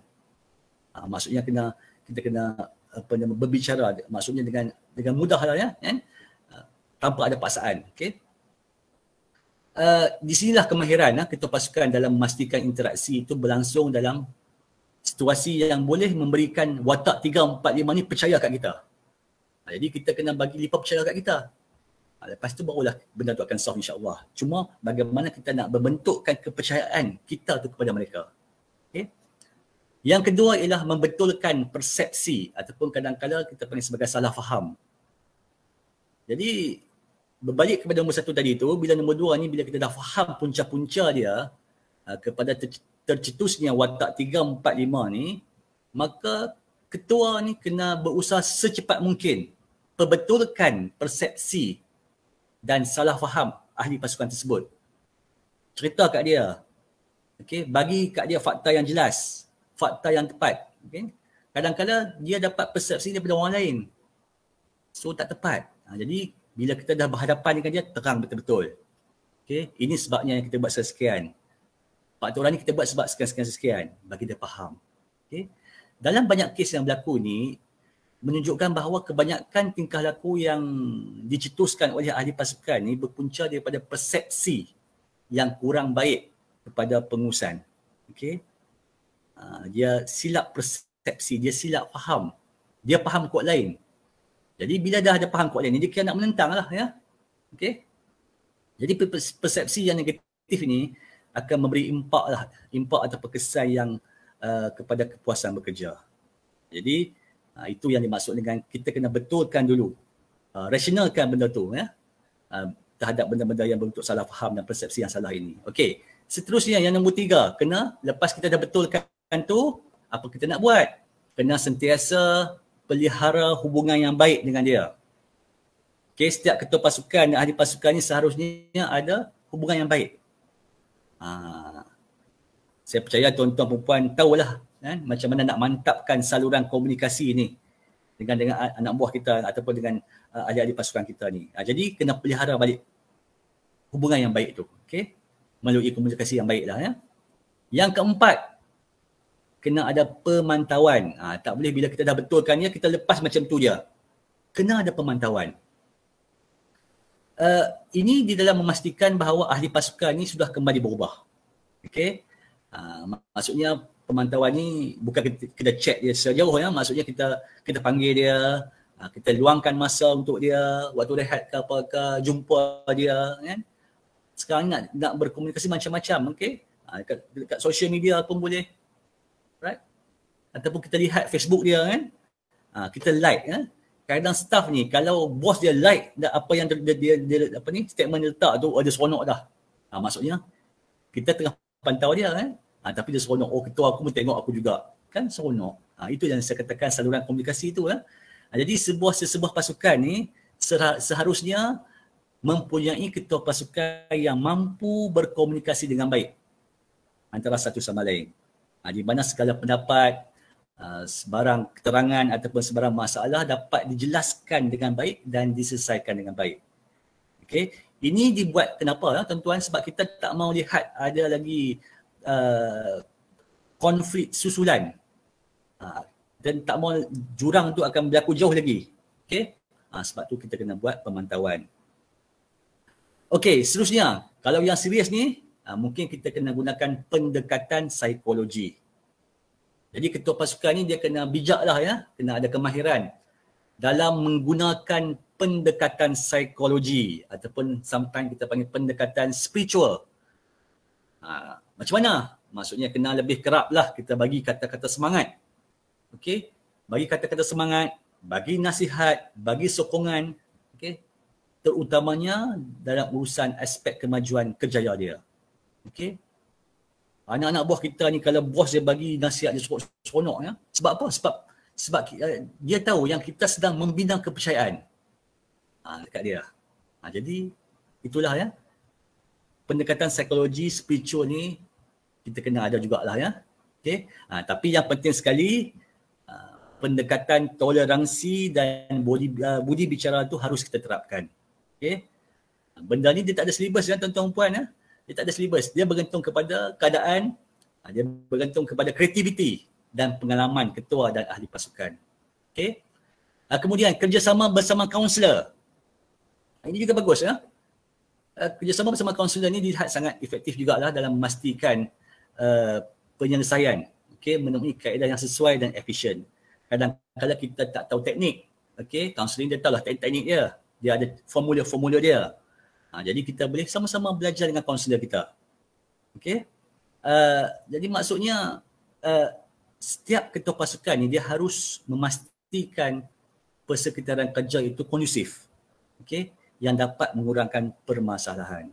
Dapatkan pendapat kaunselor. Tak salah kita dapatkan pendapat ni, pandangan kaunselor. Dan alhamdulillah ya, untuk makluman rakan-rakan sekalian, insya-Allah lepas ni sebenarnya di UiTM ini ada satu kumpulan yang dikenali sebagai AKRAB. Okey, AKRAB, AKRAB. AKRAB ni dia bermaksud satu grup ya, rakan pembimbing perkhidmatan awam. Okey. Jadi AKRAB ni telah ditubuhkan oleh daripada Jabatan JPA, Jabatan Perkhidmatan Awam, dan di UiTM induk dah ada, dan sekarang ni tak silap saya rektor dah hantarlah 3 orang ahli untuk dihantar berkursus. Dia kena ada kursus tahap 1, tahap 2, dia ada exam dan sebagainya. Jadi mereka ini nanti insya-Allah lah akan dapat membantu kaunselor dan insya-Allah dapat bantu rakan-rakan kita ya. Kerana mereka telah diberi latihan ya, melalui 2 kursus, ada exam ya. Insya-Allah selepas ni kita akan bertemu dengan kumpulan AKRAB ni. Dia di kalangan pensyarah dan juga wakil dari bahagian pentadbiran. Okey. Itu di antara inisiatif ya yang dimainkan oleh UiTM Induk dalam mewujudkan satu kumpulan ini yang support kaunselor dan akan support kepada pengurusan JKE ya, untuk bantu staf kita ini supaya mengurangkan sekurang-kurangnya watak 3, 4 dan 5. Mungkin kita tak boleh nak lupuskan semua ya. Okay, tapi setakat kita kurangkan bilangan 3, 4, 5 ni pun dah cukup baik dah. Okey. Okey, seterusnya tahap kesihatan mental. Okey. Ketua pasukan perlu pastikan bahawa soal kesihatan mental ini diambil berat. Okay, selain daripada ambil berat kesihatan fizikal.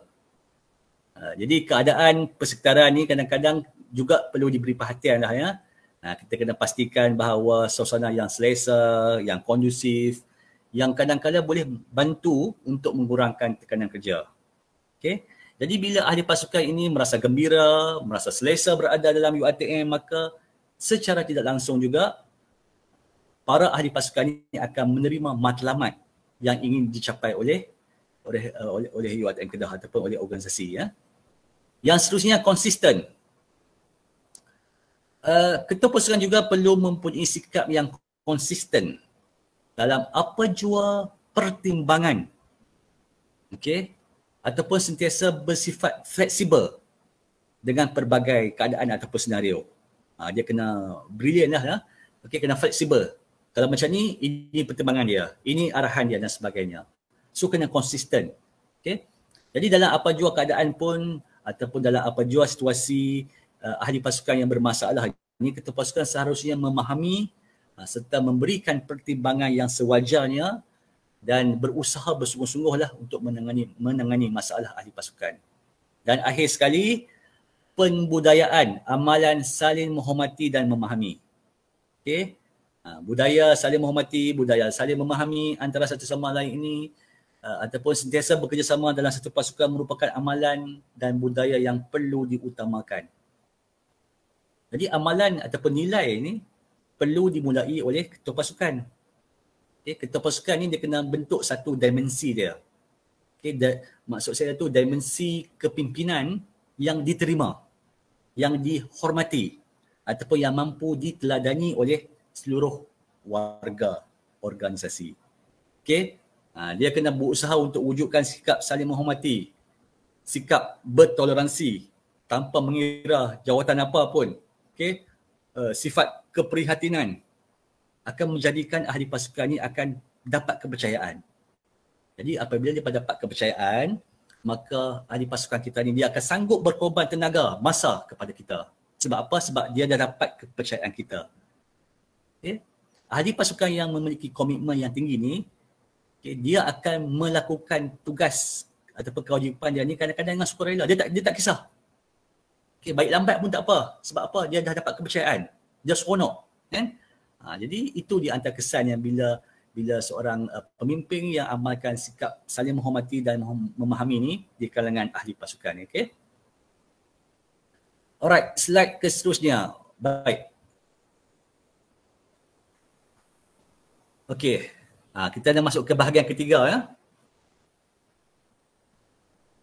Dalam penerangan saya tadi, okay, saya menjelaskan tentang pelbagai watak. Ya.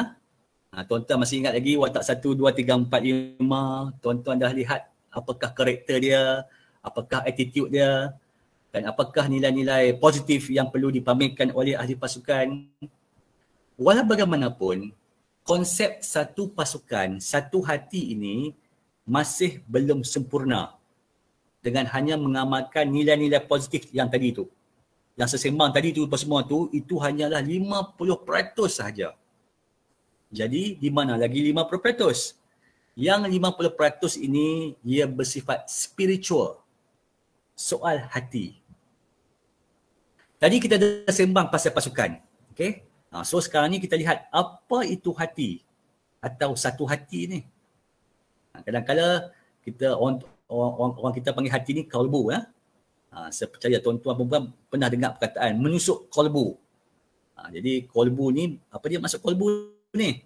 Kalbu ni ataupun hati ni bermaksud sanubari kita. Perasaan dari hati kita. Jadi apa kaitan hati dan pasukan?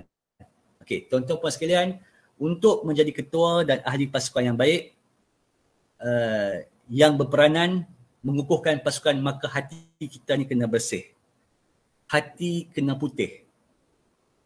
Walaupun corak kerja kita ni efektif, walaupun kita berdedikasi, bertanggungjawab, tapi kalau hati kita tak bersih, maka itu tak lengkap.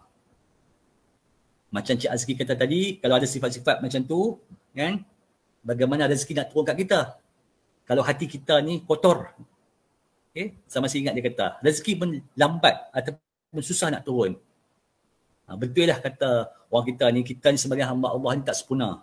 Banyak kelemahan. Ya, itu betul ya. Tapi Allah suka sekiranya kita ni memperbaiki diri kita dan memperbaiki hati kita.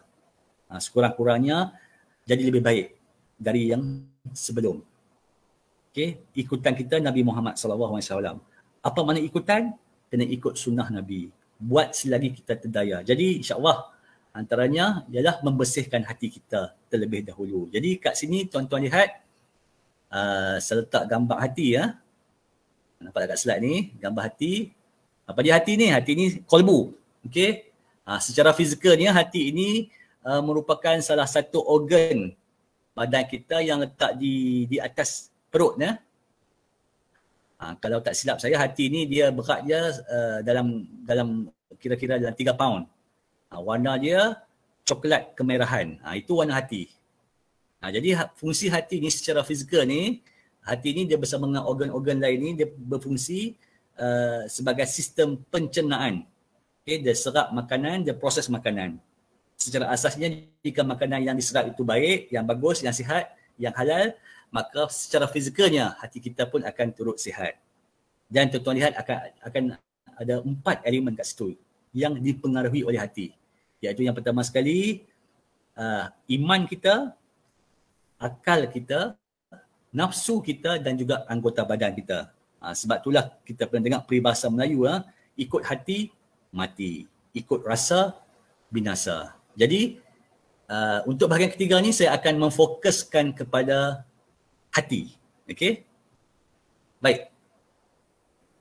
Saya petik dalam sabda Nabi, sabda Rasulullah SAW, sesungguhnya dalam hati manusia ada segumpal darah.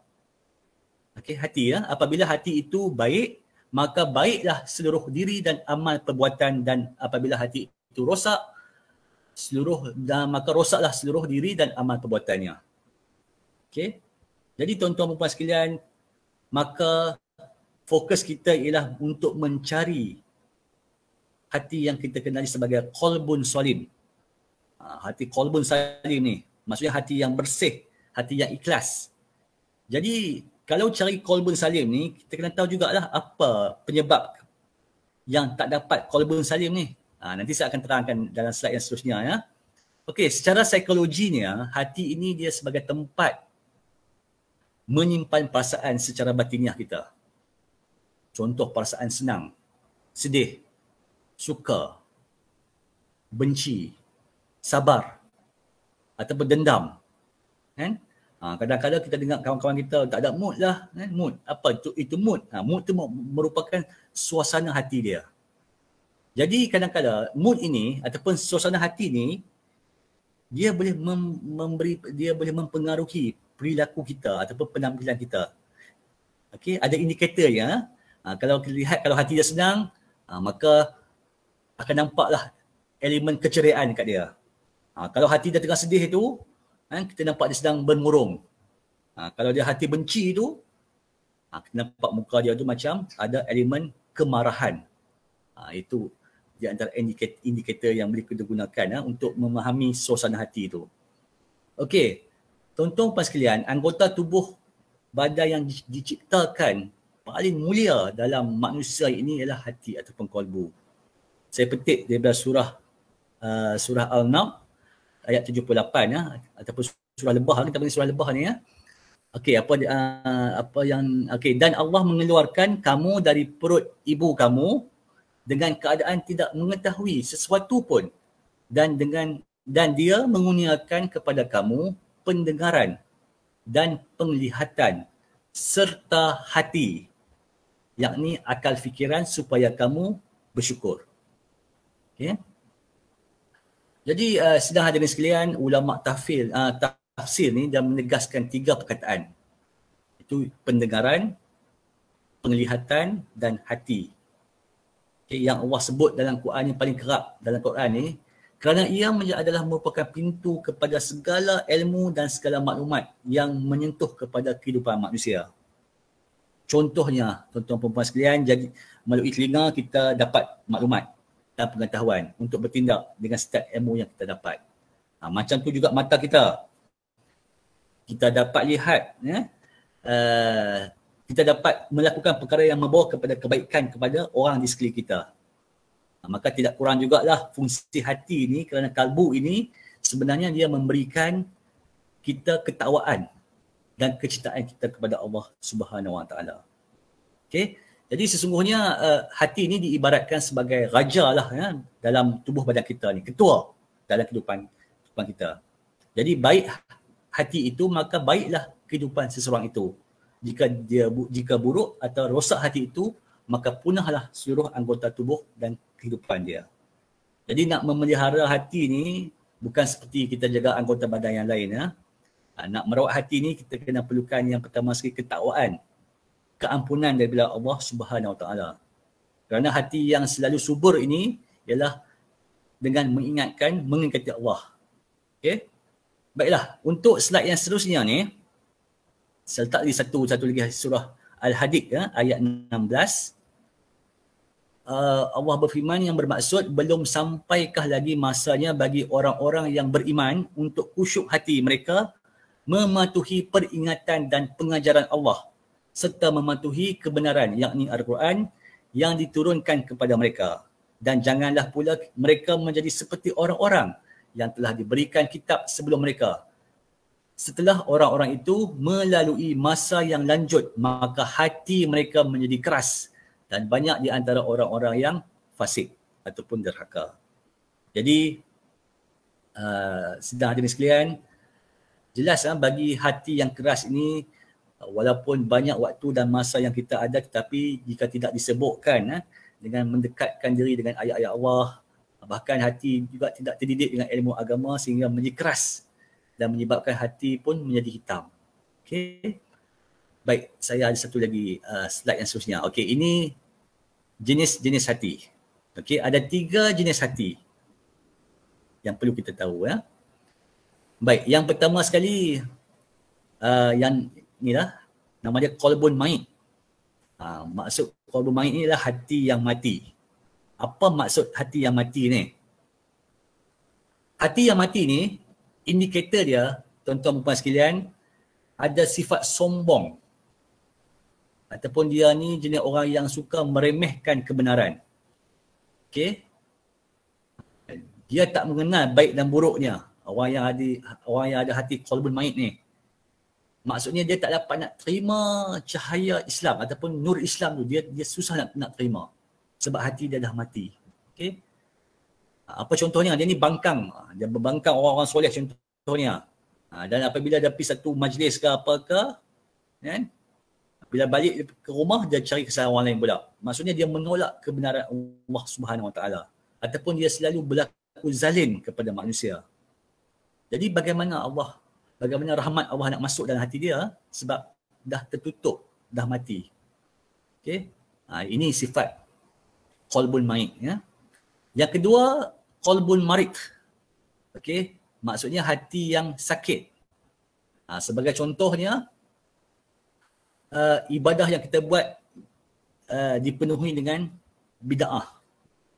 Ataupun kita gunakan ayat-ayat Quran untuk benda-benda khurafat. Contohnya kadang-kadang kita nampak dia ni beriman, tapi dia ada penyakit hati. Apa ciri-ciri dia? Orang yang ada qalbun marid ni, hidup dia tak pernah tenteram. Dia rasa was-was. Dia rasa cemas selalu. Duk tak duk rasa cemas. Dia suka berkhayal. Dia tak dapat nak menikmati hidup dengan sempurna. Itu hati yang sakit ni, ya. Okey. Saya petik satu surah, surah Al-Baqarah ayat 14 ni yang menggambarkan hati yang sakit ni. Okey, hati yang qalbun marid ni. Dan apabila mereka bertemu dengan orang-orang yang beriman, mereka berkata, kami telah beriman. Dan manakala mereka kembali kepada syaitan-syaitan mereka, mereka berkata pula, sesungguhnya kami tetap bersama kamu. Sebenarnya kami hanya memperolok-olokkan akan orang-orang yang beriman. Ini sifat orang yang ada qalbun marid ni. Okey. Dan sifat qalbun marid ni ada dua pula, ya. Tuan-tuan puan sekalian, yang satu ni kotor, yang satu pecah. Hati yang sakit ni, satu yang kotor, satu yang pecah. Yang kotor ni macam mana? Hati yang kotor ni dalam kumpulan qalbun marid ni, dia sentiasa ada sifat hasad. Sifat sombong. Suka duk bohong. Okey, suka duk bohong, ya, menipu. Jadi apabila turun rahmat dan ilmu ke dalam hati dia, maka tercemarlah rahmat tersebut oleh kekotoran yang ada dalam hati dia tu. Maksudnya ilmu tak masuk, tapi kerana setitis hawa nafsu yang ada dalam hati dia tu, maka dia cemarkan ilmu tersebut. Inilah yang dapat diperumpamakan, berkaitan dengan hati yang kotor ni. Okey, hati yang pecah ni macam mana? Hati yang pecah ni hati manusia yang melakukan maksiat. Setiap kali dia melakukan kebaikan, lepas tu dia buat maksiat. Contohnya bila dia pergi masjid, majlis ilmu di masjid, tapi bila dia keluar masjid, dia terus mengumpat orang. Jadi maksudnya itu yang dikatakan hati yang pecah tu, ya. Maka tak sempat pun rahmat yang diturunkan oleh Allah tu nak kekal dalam hatinya. Okey, itu qalbun marid. Dan yang terakhir sekali, yang ketiganya adalah qalbun salim. Inilah fokus kita, tuan-tuan dan puan sekalian, iaitu hati yang bersih. Okey. Apa sifat-sifat dia? Maksudnya hati yang qalbun salim ni, orang yang hatinya bersih, hidupnya bahagia. Contohnya dia ni sangat peka kepada asma Allah. Ayat-ayat Quran. Dia punya tendensi dia itulah kepada kebenaran, ikut ajaran Islam. Okay, berpandukan Al-Quran dan Al-Hadis. Hati dia ni selamatlah daripada syirik atau kepercayaan yang sesat. Maksudnya hati yang jernih, hati yang bersih untuk menerima rahmat daripada Allah. Okay? Ataupun dia juga hatinya bersih daripada penyakit-penyakit hati. Apa dia penyakit hati ni? Tuan-tuan, perempuan sekalian, penyakit hati ni maksudnya syirik, munafik, takabur contohnya, apa lagi? Dengki ataupun sifat cintakan dunia. Itu merupakan penyakit hati, ya. Jadi dalam qalbun salim ni tak ada sifat tersebut. Okey. Dan saya petik juga satu surah ya, An-Nur, yang menggambarkan hati yang bersih ini, An-Nur ayat 51. Sesungguhnya perkataan yang diucapkan oleh orang-orang yang beriman ketika mereka diajak kepada kitab Allah dan sunnah Rasulnya supaya menjadi hakim memutuskan sesuatu di antara mereka, hanyalah mereka berkata kami dengar dan kami taat, dan mereka itulah orang-orang yang beroleh kejayaan. Ini contoh orang-orang yang hatinya dalam kategori qalbun salim. Okay. Baik, seterusnya tanda hati yang kurang bersih. Jadi saya nak fokuskan kepada persekitaran kita ya. Apakah di antara tanda-tanda hati yang kurang bersih ni? Okay. Yang pertama, rasa gelisah. Rasa gelisah, rasa gundah gulana, walaupun tak ada masalah pun dia rasa gelisah. Dia rasa macam gundah gulana. Okay. Yang kedua, bangga diri. Berbangga dengan diri sendiri. Pandang rendah kepada orang lain. Ada sifat sombong dan bongkak. Selalu cari aib orang, sebarkan. Mengumpat. Gembira melihat kawan-kawan yang ditimpa kesusahan. Suka menyindir. Ataupun berlagak alim untuk dipuji. Anggap diri ni hebat dari kawan-kawan yang lain. Talam dua muka. Mudah buruk sangka. Memfitnah.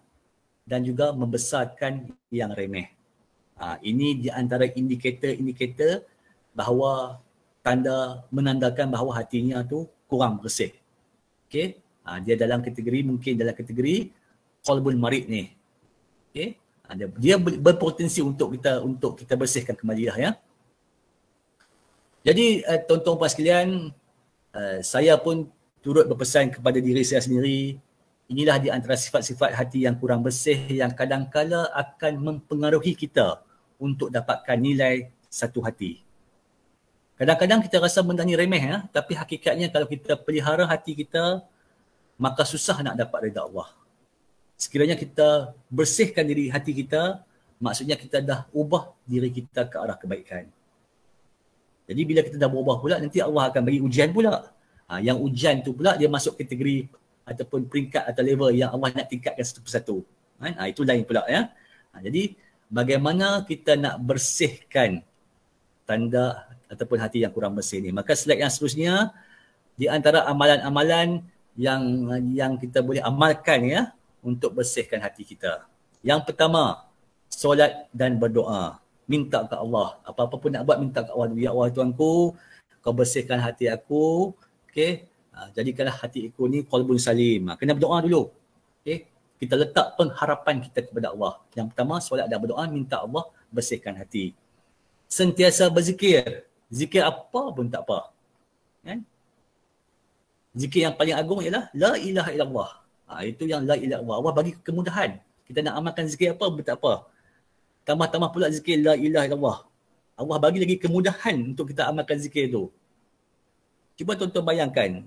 La ilaha illallah kita boleh sebut tanpa mulut kita terbuka.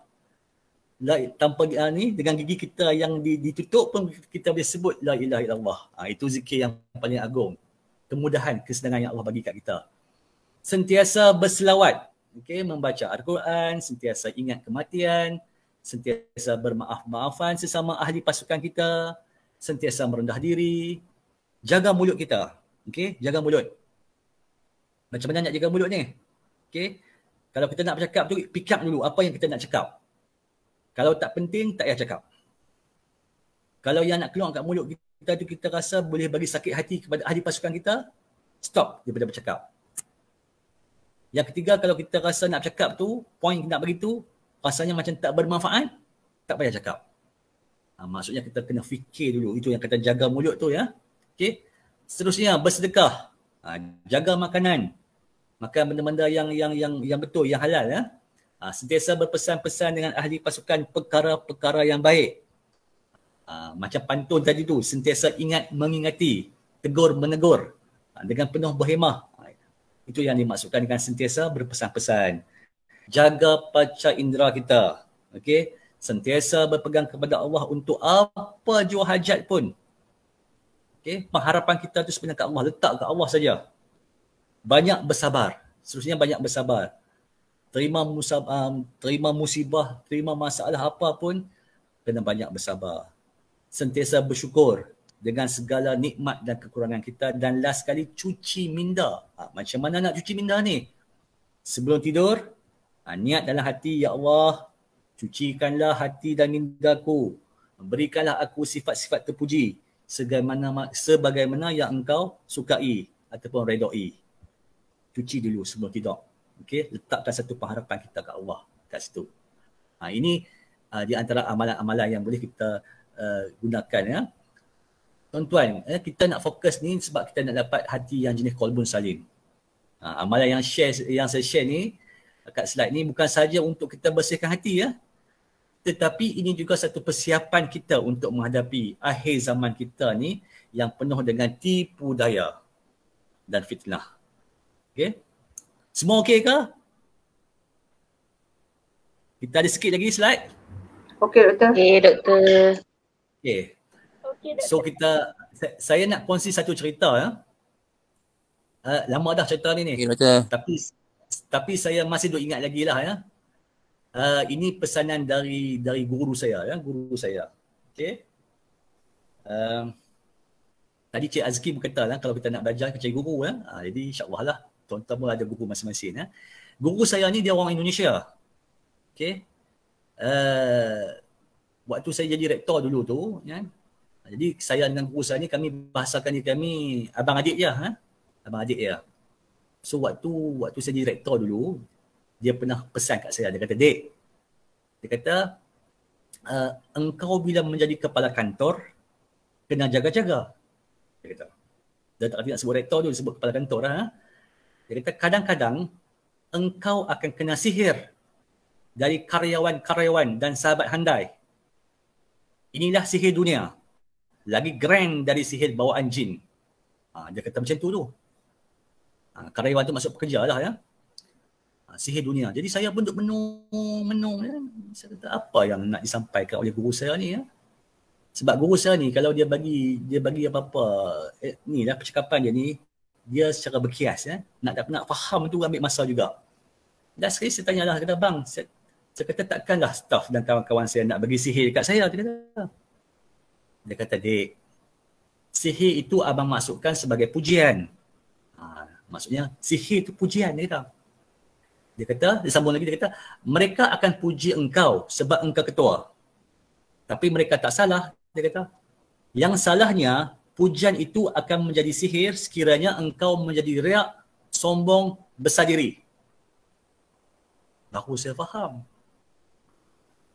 Pujian tu akan bertukar menjadi sihir. Jadi dia kata, apabila engkau ada sifat-sifat itu, maka engkau akan berlaku tidak adil kepada orang lain. Jadi itulah bahayanya sihir dunia. Kalau sihir yang jin itu hanya untuk orang itu saja. Maksudnya sihir ni sebenarnya ada banyak. Kalau sihir yang bawaan jin ni apa semua ni, dia untuk orang tu ya. Kalau sihir yang berbentuk dunia ni, kita dapat pujian. Jadi kadang-kadang kita rasa seronok, kita rasa ujub, kita rasa besar diri. Jadi bila dapat perasaan tu, itu merupakan satu sihir kepada diri kita sendiri. Kan?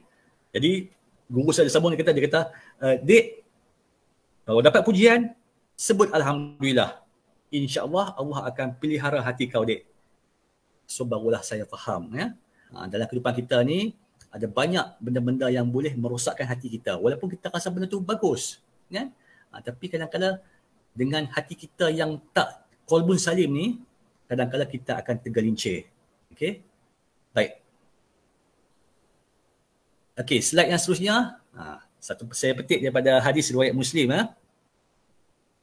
Orang-orang mukmin dengan orang mukmin yang lain adalah seperti struktur binaan yang saling menguatkan antara satu sama lain.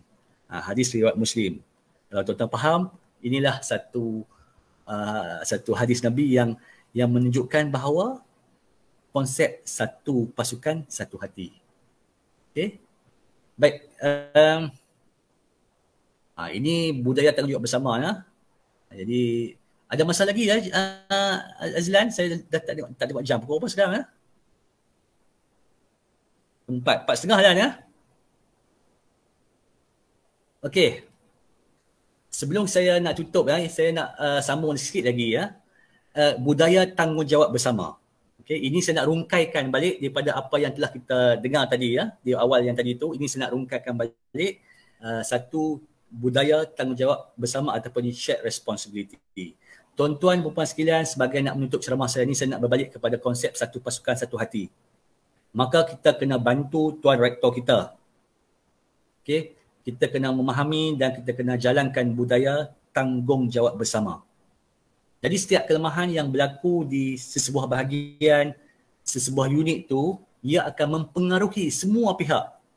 Sebab kita ni satu pasukan, satu family yang besar. Jadi sebagai kesimpulannya, semua bahagian dan unit perlu yang pertama sekali berkomunikasi dengan baik. Yang kedua, kena ada budaya perkongsian ilmu dan maklumat. Maksudnya dalam usaha menterjemahkan budaya tanggungjawab bersama ni, setiap bahagian, bahagian atau unit ni kena ambil tahu sesama mereka. Yang seterusnya, memahami prosedur dan proses kerja. Jika kita faham, memahami sama bahagian, sama unit ni, maka setiap kerja kita boleh kongsi lah Maksudnya rakan-rakan sekalian, tak salah kita nak faham ataupun memahami proses kerja bahagian yang lain, unit yang lain. Okey, sama-sama ambil tahu, sama-sama faham. Jadi maksudnya kita tak boleh bekerja dalam pasukan kita juga, Kita juga boleh bekerja dengan pasukan yang lain. Ambil tahu juga pasukan yang lain. Dan saya nak petik satu hadis. Abu Musa meriwayatkan dari Rasulullah yang bersabda, sesungguhnya orang mukmin dengan mukmin yang lain bagaikan satu bangunan yang sebahagiannya menguatkan bahagian yang lain. Kemudian Rasulullah menjalinkan jari jemarinya. Maksudnya bahagian HCP ke bahagian HCA, PJI dan semuanya, semua berkait rapat antara satu sama lain. Okey, tak boleh kita bekerja bersifat individualistik. Maksudnya kena tahu juga rakan-rakan ataupun unit-unit lain punya proses kerja dan prosedur. Okey. Bagaimana nak lestarikan hubungan ukhuwah dalam satu pasukan? Yang pertama sekali, kita kena pelihara persepsi. Okey, ini saya ulang balik yang tadi ni sebagai repak balik. Persepsi ni kaji dahulu berita yang kita dengar daripada satu pihak. Okey, jangan terus percaya kepada satu berita. Minta pandangan, minta pendapat pihak yang lain. Ataupun jangan sesekali kita keluarkan pendapat dan pandangan yang diambil oleh satu pihak saja. Okey. Persepsi yang salah inilah kadang-kadang yang boleh memecah belahkan antara kita sesama pasukan. Ini yang macam saya explain tadi lah. Kalau tuan-tuan ingat yang watak nombor 5 tadi tu. Yang keduanya, tegur menegur. Amalkan budaya ni. Budaya ni sangat baik dalam satu institusi yang kita anggap sebagai satu keluarga yang besar. Namun kita kena ingat juga teguran yang baik adalah menjurus kepada satu pihak saja. Okay? Face to face dengan dia saja. Tak perlu libatkan orang lain. Jaga aib dia. Okay? Tak perlu kita buka pekung dia kepada orang lain. Right? Yang ketiga, jauhilah sikap berprasangka kepada orang lain. Jangan lahirkan fahaman ataupun pembawaan ataupun pendapat yang bersifat individualistik pada rakan-rakan pasukan kita. Amalkan budaya bertanya untuk mencari kesahihan. Okay? Daripada kita terus melahirkan satu tanggapan yang negatif.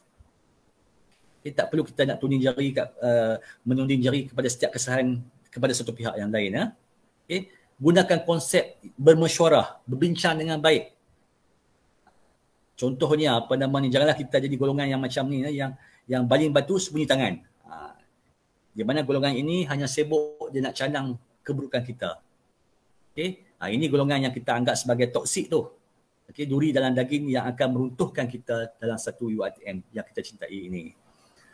Dan saya nak petik juga satu lagi hadis. Abu Hurairah meriwayatkan bahawa Rasulullah bersabda, jauhilah oleh kalian prasangka. Sebab prasangka adalah ungkapan yang paling dusta. Dan janganlah kalian saling mencari kesalahan orang lain. Menaikkan harga, yakni untuk menjerumuskan orang lain. Saling dengki-mendengki, saling benci-membenci, serta saling membelakangi. Dan jadilah kalian hamba-hamba Allah yang saling bersaudara. Ataupun yang dalam satu pasukan. Okay? Kemudian, urus konflik dengan cepat. konflik. Ya. Kalau ada konflik ni jangan kita lambat-lambatkan. Jadi menguruskan konflik ni juga merupakan satu kemahiran yang perlu ada kepada ketua pasukan dan juga ahli pasukan. Okay? Uruskan dengan cepat-cepat. Kemudian yang last sekali, kena sentiasa menyokong ketua pasukan. Okay? Bos kita, bos yang paling besar sekali Tuan Rektor. Ketua-ketua bahagian, bos-bos kita semua. Terus menghormati mereka. Sentiasa menyokong ketua pasukan. Okay? Kadang-kadang kita tak puas hati sebab sekian-sekian. Contohnya kan, contohnya kita minta peruntukan, tak dapat. Minta naik pangkat, tak dapat. Jangan kita terus tak sokong ketua kita. Ada sebab tu. Okay, ada sebab yang kita semua kena bersabar. Ini semua sebab ada perancangan Allah. Jumpa dia tak apa. Jumpa ketua kita, berundi dengan dia, insya-Allah. Dan saya percaya pihak pengurusan sentiasa menjaga kebajikan semua ahli pasukan. Ya. Dan satu lagi saya nak petik satu hadis lagi. Riwayat Bukhari dan Muslim. Rasulullah bersabda, siapa sahaja yang membenci atau tidak menyukai sesuatu tindakan pemimpin, maka hendaklah dia bersabar. Okay, sesungguhnya orang yang membelot dari kepimpinan ataupun jemaah, walaupun hanya sejengkal, maka matinya tergolong dalam mati orang jahiliah. Okay. Jadi tuan-tuan puan sekalian, sebagai akhir kata, perkhidmatan kita di UiTM ini selalunya dalam anggaran 20 ke 35 tahun. Ya. Jadi ada rakan-rakan kita yang baru-baru ini telah diambil oleh Allah, kan? Yang telah menemui Allah dalam tempoh tersebut. Dan mungkin pada hari ini kita perlu berfikirlah sejenak, siapa kita ni? Apa sebenarnya kita? Kenapa dan adakah kita perlu berubah dan bagaimana kita nak memulakannya? Lihat kembali sejauh mana perjalanan kita sehingga sekarang ni. Adakah banyak perkara-perkara yang kita ketinggalan? Okay? Nilaikan kembali amalan, nilaikan kembali budaya kerja kita dan usaha kita yang telah kita lakukan selama ini. Mungkin ada beberapa perkara yang kita nak tinggalkan atau lupa. Okay? Buat strategi, perancangan terbaru untuk kita lahirkan momentum baru. Ini yang Tuan Rektor sebut tadi tu, momentum tadi, sinergi tu. Okay? Jika dipanjangkan umur, kita akan pencen. Ada juga yang tak sempat nak pencen. Kita doakan panjang umur, kita berpencen. Maka fikirkanlah bagaimana untuk kita berpencen dengan cemerlang. Biarlah kita berpencen nanti dengan mempunyai kenangan yang baik, kenangan yang baik ataupun hebat di mata rakan-rakan pasukan kita ataupun di mata pelajar kita. Oleh itu saya turut berpesan kepada diri saya sendiri untuk teruslah perbaiki diri kita dan dalam masa yang sama turut memberi impak kepada pasukan kita. Jadi tuan-tuan puan sekalian, setakat itulah sahaja tajuk Satu Pasukan Satu Hati daripada saya. Saya berdoa kepada Allah Subhanahu Wa Taala agar sentiasa memberkati dan merahmati kerja-kerja kita, amalan-amalan kita, dikurniakan nikmat kesihatan yang baik, kesejahteraan dan keberkatan dalam apa jua yang kita lakukan. Jadi saya mohon maaf sekiranya ada ceramah saya tadi ini menyinggung perasaan tuan-tuan dan puan-puan. Sesungguhnya saya pun masih belajar, masih kurang, kan? Masih lagi duduk menuntut ilmu dan masih lagi ingin memperbaiki diri saya juga. Ya. InsyaAllah segala tanggungjawab yang kita lakukan dalam UiTM ini walaupun sebesar zarah pun merupakan suatu ibadah kepada kita dan bekalan kita untuk hari kemudian, insya-Allah. Jadi saya sudahi ceramah saya ini dengan wabillahi taufiq wal hidayah. Wassalamualaikum warahmatullahi wabarakatuh. Saya serahkan kepada Encik Azlan kembali.